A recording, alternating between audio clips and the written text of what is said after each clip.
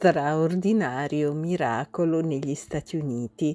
La Vergine Santissima appare nel sole. Salve a tutti carissimi, oggi voglio parlarvi di uno straordinario miracolo accaduto negli Stati Uniti, per la precisione il 15 marzo del 2015. Nel sole di New Orleans, nella Louisiana, negli Stati Uniti, è apparsa la sagoma della Beata Vergine Maria. Chiaramente il fenomeno ha lasciato tutti a bocca aperta, è stato ripreso, fotografato. Di seguito vi mostro le immagini. Ho cercato di evidenziare il più possibile la sagoma della Vergine Santissima affinché risulti il più possibile evidente e riconoscibile agli occhi di tutti.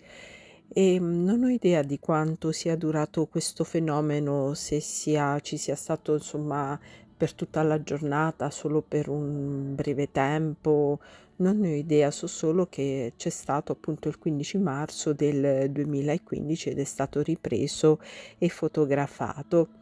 Bene, allora che dirvi, vi lascio alle fotografie che ci fanno vedere questo fenomeno veramente straordinario e vi invito alla riflessione, alla meditazione e alla preghiera.